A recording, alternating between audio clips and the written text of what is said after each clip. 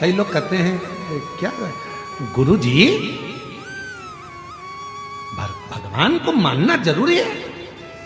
क्यों नहीं?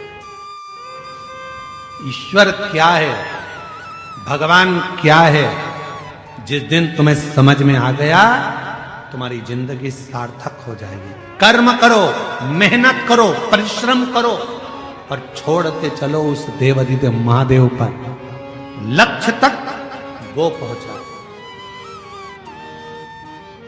आज का पढ़ा लिखा जमाना है, जरा सा थोड़ा सा लोग पढ़ लेते हैं तो कहते हैं हम ईश्वर को नहीं मानेंगे, हम भगवान को नहीं मानेंगे। थोड़ी अकल लो, वो अंबानी परिवार से थोड़ी अकल लो, करोड़ों का धन है, वैभव है, उसके बाद भी भगवान की भक्ति में हमेशा लगा ही रहते हैं। थोड़ी अकल लो वो बिरला परिवार से, थोड़ी अकल लो किसी अच्छे अच्छे आनंद करने वाले विद्वज्जनों से। थोड़ा सा पढ़ लिए, भगवान को नकार दिया, हम नहीं मानते, हम डॉक्टर बन गए, हम ये बन गए, हम कलेक्टर बन गए, हम ये बन गए, हम परमात्मा को नहीं मानते। मत मानो।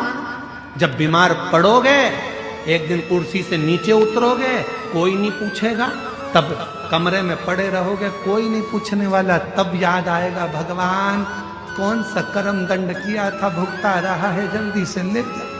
तब याद आएगा कि ईश्वर क्या होता है। हम नहीं मानते परमात्मा को, हम नहीं मानते भोलेनाथ को, हम नहीं मानते भगवान को। बस थोड़ी सी अध्ययन कर लिया तो सोचा भगवान है ही नहीं, हम कर रहे हैं वो ही सब करेंगे, हम ये करेंगे, हम वो करेंगे। एक बार किसी ने हमको न्यूज चैनल वालों ने बुलाया, बोलते आप साइंस को नहीं मानते? हमने कहा पूरा मानते, पूरा मानते।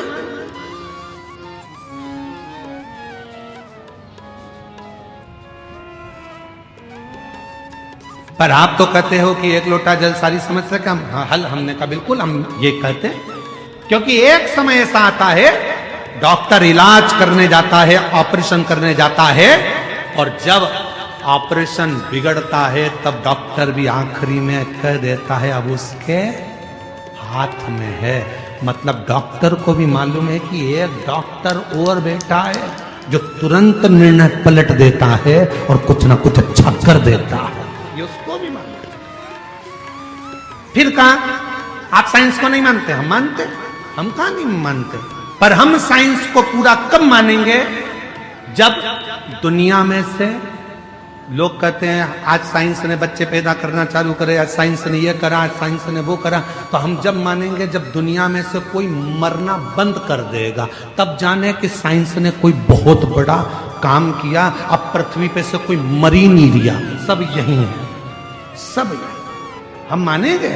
हम नहीं, हमेशा नहीं कहते कि नहीं मान, हम आज भी मानते हैं बहुत कुछ करा। आज साइंस ने बहुत उत्थान करा, बहुत कुछ हमारे मेडिकलों में, हमारी चिकित्सा में बहुत साथ दिया, सब कुछ मानेंगे। पर तुम अगर ईश्वर को नकार दोगे तो हम ये नहीं मानेंगे। ईश्वर को नकारा कि हम नहीं मानेंगे। ईश्वर ईश्वर है, एक दिन उस परमात्मा की शरणागति ग्रहण करना ही पड़ती है। इसलिए निवेदन है खूब पढ़ो, खूब उन्नति करो, खूब बढ़ो। मेरे बेटा बेटी खूब चार चांद लगाएं, पर अपने उस सनातन धर्म को ना भूलें, उस ईश्वर की शरणागति ना भूलें, भगवान देव अधिदेव महादेव की भक्ति में अपने सनातन को मत भूलो। दूसरे कहेंगे हमारे साथ चलो, कोई ईश्वर नहीं है, कोई भगवान नहीं है, देवताओं को मत पूछो क्यों पानी चढ़ा रहे हो, क्यों भगवान को मना रहे हो। दुनिया के लोग कहेंगे क्यों? क्योंकि वो चाहते हैं कि आप सनातन धर्म छोड़कर हमारे धर्म में आ जाओ। ईश्वर को पूछना बंद कर दो, भगवान को पूछना बंद कर दो, कथा सत्संग भागवत रामायण गीता बंद कर दो, ये वो चाहते हैं। पर याद रखना अंतिम गति इसी में है, इसी में। झूठी पत्तल खाने दूसरे धर्म में मत जाना, भले अपने धर्म की सूखी रोटी खा लेना, पर दूसरे धर्म में प्रवेश मत करना। सूखी रोटी खा लो, नहीं जाना, रहो।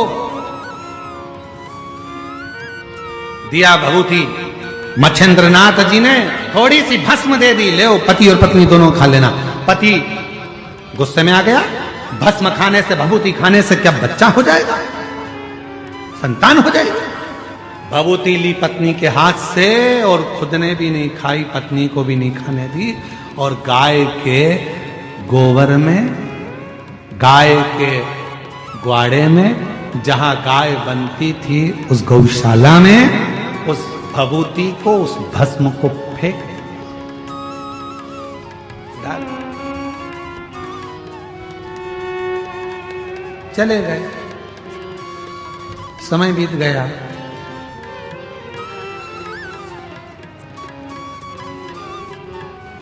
बारह साल निकल गए। कितने? जम के बोलो जरा। 12 साल निकल गए। 12 साल के बाद गुरु मच्छेंद्र नाथ उस गांव में फिर आए, और गुरु मच्छेंद्र नाथ जी ने आकर प्रवेश किया। वो महिला दिखी। महिला से पूछा, मां तुम्हारे घर में तो अब बेटा आ गया होगा? मां बोली, नहीं, मेरे घर संतान नहीं। संतान नहीं? नहीं।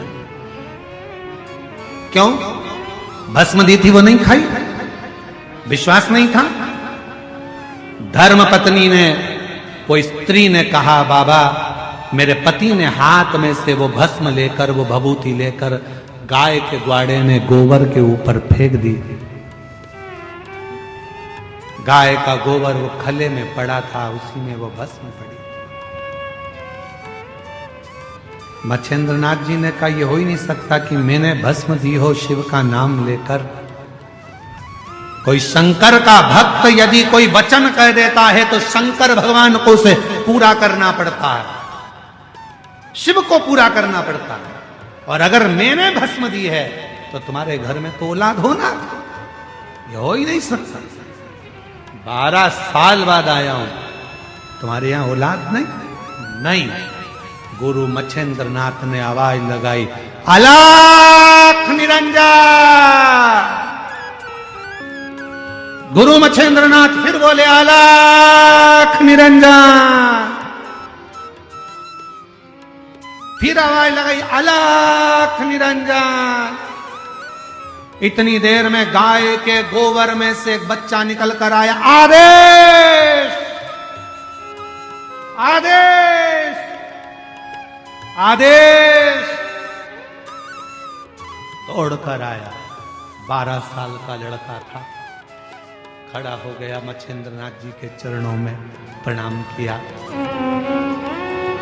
पूछ रहा है, मैं कौन? शिव योगी गुरु मच्छेंद्र नाथ कहते हैं,